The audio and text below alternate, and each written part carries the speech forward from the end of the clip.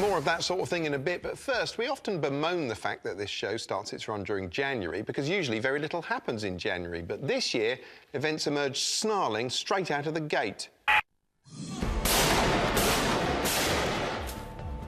Horror on the streets of Paris. An Islamist massacre at a magazine leaves 12 dead and a nation in shock.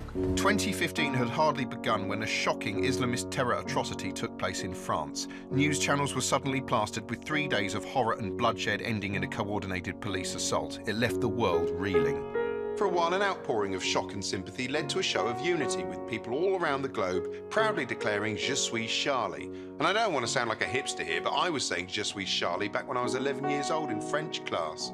A huge demonstration took place in Paris with people of all creeds and colours coming together as one, as well as an entire Panini album's worth of prominent leaders showing their support in scenes closely resembling the world's most depressing can-can. But would all this inspirational hippy-dippy unity last long?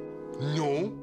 Of course, what the terrorists want is for atrocities like this to goad everyone into picking up the same mental polarising goggles they use, which divide the world into simple clumps of goodies and baddies. In reality, of course, the world isn't black and white, more like 50 Shades of Grey, a punishing story in which everything and everyone is f***ed. Across the ocean, the bombastic Fox News was already wearing simple polarising goggles of its own. We are being hunted, so how would you like for us to be protected? What message do you want to send? I think the best thing that Americans can do is arm themselves. Me too. How can Americans arm themselves more than they already are? What are they going to do? Glue guns to the end of their guns? Sometimes bad guys don't look like bad guys. Right, and that's my question about these guys, because if we know they were speaking unaccented French and they had, ski masks on, do we even know what color they were, what the tone of their skin was? I mean, what if they didn't look like typical bad guys? Well, it's simple. You just don't open fire till you've identified them as bad guys from your handy pocket-sized skin tone chart of evil. It's also available as an app. Hello and welcome to Justice. I'm Judge Janine Pirro. Thanks for being with us tonight. We need to kill them. What? We need to kill them. What, you and me? How are we going to do that? Bomb them, and bomb them again.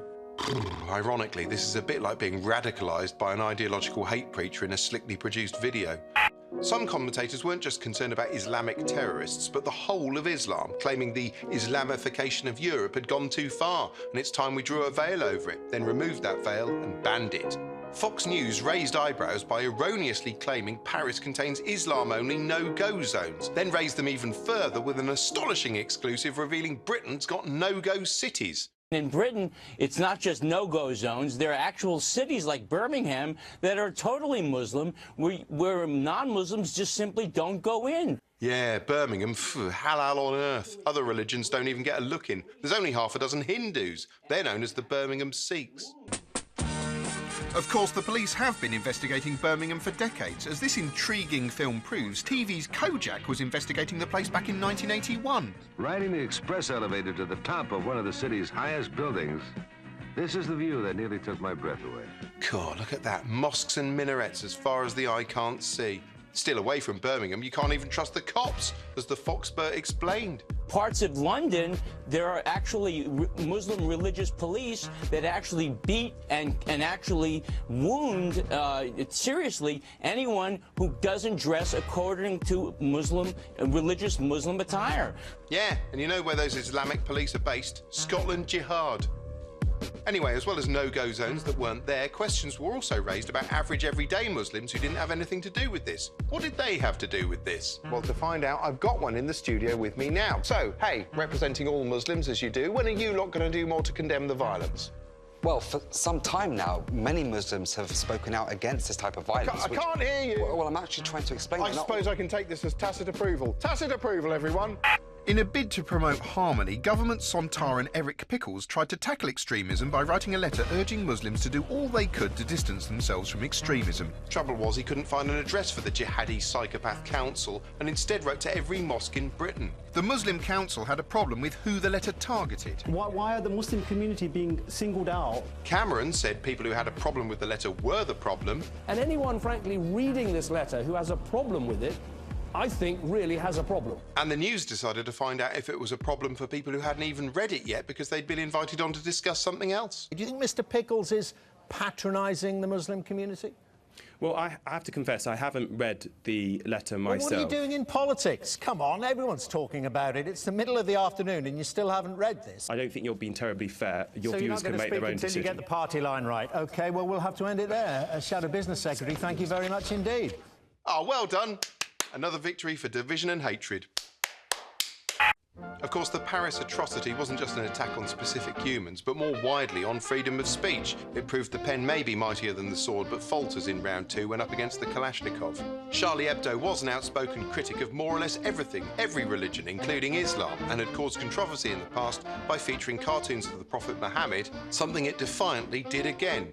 It was the most controversial cartoon since Scrappy-Doo, and it caused the news media a real problem. Should they show the cover or not show the cover? The end result was a game of cartoon prophet peekaboo, where the cover was almost, but not quite, pictured in full. Instead, it was pictured being bundled up, folded over on a newsagent's counter, going for a ride with its buddies, and being carried at some distance by a French Prime Minister with a death wish.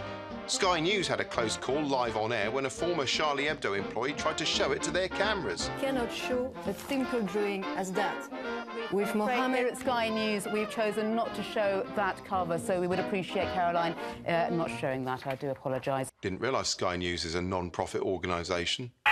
Naturally, as a fearless satirical programme, we were going to show you the controversial front cover of Charlie Hebdo, but unfortunately, it's completely sold out. No, they managed to get one. Sorry? One of the runners got one. They didn't. They did. No, they didn't. Our backup plan was to print one out, but the bloody printer went and broke. No, IT fixed that. It was a bit weird, actually. Someone had wedged one of your socks into it. I hadn't. They didn't. Well, someone had. No. Actually, could you just fuck off? Because I'm trying to do the programme. Anyway, that's all academic, because we're waiting to hear whether we can show you it at all from the BBC legal department, and we've heard nothing. So we're powerless thanks to those bloody those bloody cowards. Typical bleeding heart liberal BBC milquetoasts with a...